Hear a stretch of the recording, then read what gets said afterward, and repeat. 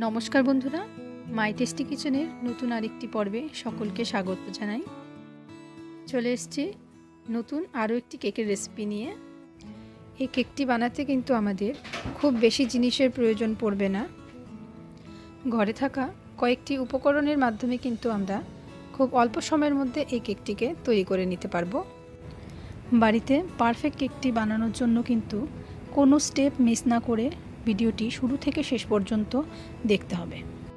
ভিডিওটি ভালো লাগলে একটা লাইক করে দেবেন, আর চ্যানেলে যারা নতুন তারা চ্যানেলটিকে সাবস্ক্রাইব করে পাশে থাকা বেল আইকনটিকে প্রেস করে দিবেন নতুন নতুন ভিডিওর আপডেট পাওয়ার জন্য।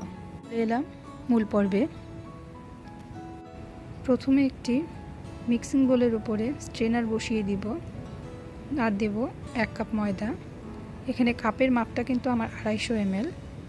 দিয়ে দিব 1/3 কাপ পাউডার দুধ, আর দিচ্ছি 1/2 কাপ গুঁড়ো করে রাখা চিনি। চিনিটা কিন্তু আমি বাড়িতে গুঁড়ো করে নিয়েছি, আর সামান্য একটু লবণ দিয়ে ভালো করে চেলে নেব যাতে কোনো দানা না থাকে। আমার চালা হয়ে গেছে।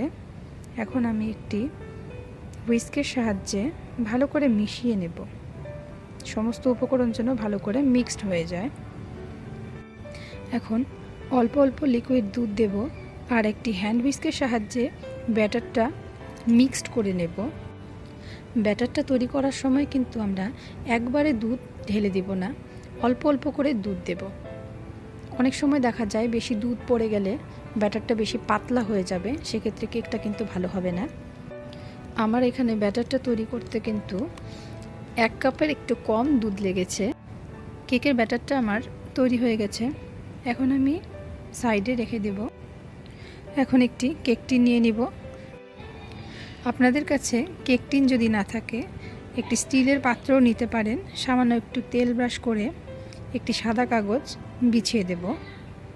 এখানে কিন্তু ময়দাও ডাস্ট করে দেওয়া যেতে পারে। এখন কেকের ব্যাটারটিকে আরও একবার ফেটিয়ে নিব, আর দিয়ে দিব 1 teaspoon baking soda. Baking soda যদি না থাকে এখানে সমপরিমাণ ইনো দেওয়া যেতে পারে। এখন খুব ভালো করে ফেটিয়ে নেব, আর কেক টিনে ব্যাটারটা ঢেলে দেব। কেক ব্যাটারের মধ্যে আটকে থাকা বাতাসকে বের করার জন্য একটু ট্যাপ করে নেব। আজকে কিন্তু আমি কেকটাকে কড়াই বা ওভেনে বেক করব না। গ্যাসে একটি পাত্র বসিয়ে কিছুটা জল দেব। জলটা যখন ফুটতে শুরু করবে তখন এরকম একটি স্ট্যান্ড বসিয়ে দিয়ে কেক টিনটা স্ট্যান্ডের উপরে বসিয়ে দেব, আর পাত্রের মুখটা ঢাকা দিয়ে দিব। ঢাকনার মধ্যে যে ছিদ্রটা আছে সেটাকে আমরা একটা কাগজের সাহায্যে বন্ধ করে দেব। গ্যাসের ফ্লেমটাকে মিডিয়ামে রেখে স্টিম করে নেব 15 মিনিটের জন্য। 2 মিনিট হয়ে গেছে। এখন আমি কেকটাকে চেক করে নেব। একটা ছুরি কেকের মাঝখানে ঢুকিয়ে দিলাম। ছুরিটা আমার পরিষ্কার এসছে, তার মানে কেকটা আমার সম্পূর্ণ স্টিম হয়ে গেছে। এখন গ্যাসের ফ্লেমটা বন্ধ করে দেব, আরও 2 মিনিটের জন্য ঢেকে রেখে দিচ্ছি। 2 মিনিট হয়ে গেছে। ঢাকনা সরিয়ে কেকটা টিনটাকে আমি বের করে নেব। কেকটাকে ঠান্ডা করে নেব। কেকটা আমার ঠান্ডা হয়ে গেছে। এখন কেক টিন থেকে কেকের সাইডগুলোকে আলাদা করে নেব। কেক টিন থেকে কেকটাকে বের করে নেব, আর পিছনের কাগজটাকে ফেলে দেব। দেখতে পাচ্ছ কেকটা কতটা সফট স্পঞ্জি হয়েছে। এখন আমি কেকটাকে কেটে দেখাবো। তো দেখো বন্ধুরা, কেকটা কতটা নরম হয়েছে।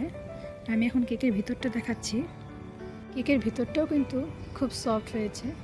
তো এই প্রসেসে তোমরা বাড়িতে কেকটি বানাবে আর আমাকে কমেন্টের মাধ্যমে জানাবে। তো দেখা হচ্ছে পরবর্তী ভিডিওতে। সবাই সুস্থ থেকো। টাটা।